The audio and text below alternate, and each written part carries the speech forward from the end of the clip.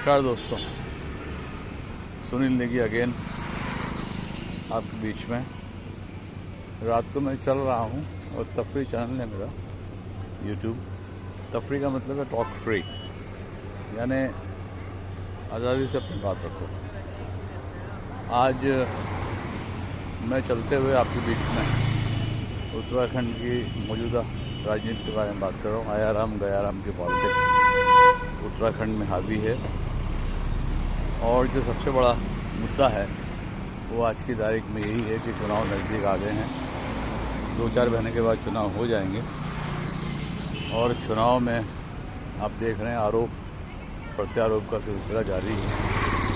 और सबसे बड़ी बात है, रावतों के बीच में बहुत द्वंद्व है। एक रावत हैं हरीश रावत, जो पूर्व मुख्यमंत्री हैं उत्तराखंड के, और हाल ही में उनको फुर्सत मिली है, उनको रिलीव किया गया है पंजाब के चार्ज से।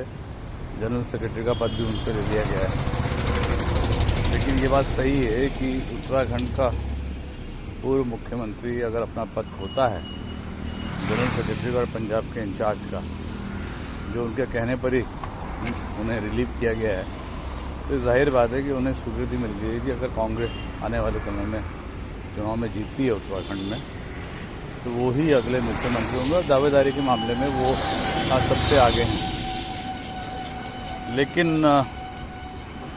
ये बात भी सही है कि जो रावतों में द्वंद्व चल रहा है वो एक खबर बनी हुई उत्तराखंड में आज डॉक्टर हरक सिंह रावत के बीच में और हरीश रावत के बीच में। लेकिन एक नया डेवलपमेंट जो घटनाक्रम हुआ है उसमें एक बात बड़ी दिलचस्प है, जो ये इंगित करता है कि राजनेताओं का या पॉलिटिकल लोगों का कोई दीन ईमान नहीं होता। कल तक डॉक्टर हरक सिंह रावत हरीश रावत पर ये कह रहे थे कि अगर आप किसी पर विश्वास करना सीखें तो हरीश रावत पे कम से कम ना सीखें, क्योंकि हरीश रावत तो एक छलनी पर आप विश्वास कर सकते हैं, लेकिन हरीश रावत पे विश्वास नहीं कर सकते। छलनी से एक बार पानी जो है नीचे गिरते हुए बच सकता है, लेकिन हरीश रावत पे विश्वास नहीं कर सकते। मतलब हरीश रावत सबसे बड़े धोखेबाज हैं, जो हमेशा डॉक्टर हरीश रावत को बिट्रे करते आए। उन्हें जेल तक की हवा खिलाने पर उतारू हो गए थे जब वो मुख्यमंत्री थे। उन्होंने ये भी कहा कि हरीश रावत पे कतई एक राजनेता के रूप में विश्वास नहीं किया जा सकता है। लेकिन 2 दिन के बाद उनका बयान फिर आ गया। उन्होंने कहा कि हरीश रावत को 7 खून माफ़ हैं, सॉरी, और मेरे बड़े भाई हैं, वो अगर मुझे चोर भी कह दें तो उनके लिए सब कुछ माफ़ है। और कुंवर चैंपियन के उन्होंने कहा कि उनके लिए भी माफ़ है। मतलब हरीश रावत हो चाहे कुंवर चैंपियन हो, वो उनके लिए कुछ भी कह सकते हैं, लेकिन उनके लिए 7 खून माफ़ हैं, वो उन्हें माफ़ कर चुके हैं। और उसके जवाब में हरीश रावत ने भी यही कहा कि अच्छी बात है कि अगर हरक सिंह रावत मेरे बारे में ये सब सोच रहे हैं, कह रहे हैं, तो मैं उन्हें माफ़ कर दूंगा। लेकिन उन्होंने कहा कि बेहतर होता अगर वो मुझसे माफ़ी मांगने की बजाय उत्तराखंड की जनता से माफ़ी मांगते। तो कहने का तात्पर्य अभिप्राय ये है कि उत्तराखंड के सवालों पर ये चुनाव हो रहा है और महत्वपूर्ण सवालों पर चुनाव हो रहा है। 20 वर्षों से कांग्रेस और भाजपा ने उत्तराखंड में राजनीति की, शासन किया, उनके मुख्यमंत्री रहे। 11 मुख्यमंत्री उत्तराखंड के बदल चुके हैं, लेकिन आज भी आरोप प्रत्यारोप का सिलसिला जारी है। और 23 मार्च को ये टर्म ख़त्म हो रहा है उत्तराखंड की राजनीति में। उत्तराखंड चुनाव उत्तराखंड की जनता पर हावी है और उत्तराखंड की जनता इन दोनों दलों से लगभग परेशान हो चुकी है। लेकिन उत्तराखंड का इतिहास अगर पिछले 20 वर्षों का देखें तो यही पाएंगे कि बारी बारी से कांग्रेस और भारतीय जनता पार्टी, जो राष्ट्रीय पार्टी है, उन्होंने ही देश में शासन किया है। सवाल ये उठता है कि आखिर रावतों के बीच में ये सिलसिला चल रहा है, एक दूसरों के ऊपर आरोप प्रत्यारोप लगाने का और बाद में माफ़ी मांगने का एक दूसरे से, तो ये सब क्या तमाशा है। उत्तराखंड की राजनीति क्या इसी में सीमित हो गई है? एक तरफ हमारी जो प्रेग्नेंट वुमेन हैं, महिलाएं हैं, बहनें हैं, माताएं, वो प्रेग्नेंट वुमेन जो है रास्ते में मर जाती हैं, दिवंगत हो जाती हैं, बच्चों को जन्म दे पाती हैं। हेल्थ सर्विसेज की दयनीय स्थिति को देखते हुए और दूसरी तरफ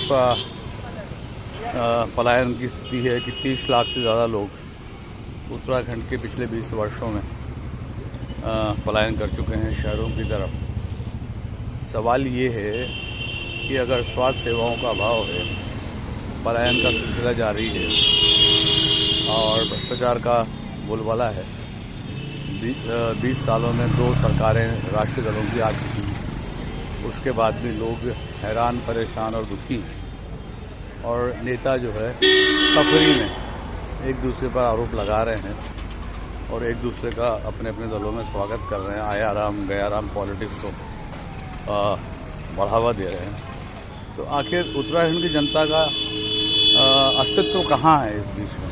ये बड़ा सवाली निशान है। बहुत दुख होता है ये सुनकर और समझ करके। तो मैं यही कहना चाहता हूँ कि भाइयों, 20 तारीख को चुनाव है, 20 को नहीं, 23 मार्च को इनका टर्म ख़त्म हो रहा है 2022 में। उसके बाद चुनाव का सिलसिला शुरू हो जाएगा और भारतीय जनता पार्टी, कांग्रेस, आम आदमी पार्टी वगैरह वगैरह दल चुनाव मैदान में है। मौका आप लोगों के सामने है, वोट देने का एक बहुत सुनहरा मौका आप सब लोगों के बीच में है। ऐसे मौके पर सही तो तभी होगा जब हम सही पार्टी को चुनेंगे और सही पार्टी को सिचुएशंस को एनालाइज करके वोट देंगे। मुझे दुख इस बात का है कि चाहे नेता कोई भी हो, किसी भी पार्टी का हो, सबसे बड़ा सवाल ये है कि जनता को एक खिलौने के रूप में लोग देख रहे हैं और खिलौना समझ रखा है इन दोनों दलों ने। तीसरी दल भी अपने बड़े बड़े दावे कर रही है, लेकिन सच बात तो यह है कि चुनाव 5 साल के बाद आता है और एक महत्वपूर्ण मौका होता है जब हम अपने संवैधानिक अधिकार का उपयोग करते हैं। तो ऐसे समय में जनता को चाहिए कि अगर वो अपना वोट खिलाफ में देती है, मौजूदा सत्ता सरकार के खिलाफ, या किसी पार्टी के पक्ष में वोट करती है, तो उनको कम से कम इस चीज़ का ख्याल होना चाहिए कि अगर वो वोट कर रही है तो किन मुद्दों पर वोट कर रही है और उनका जो अधिकार उनको 5 साल के बाद मिलता है, क्या वो उस पर खरा उतर रही है।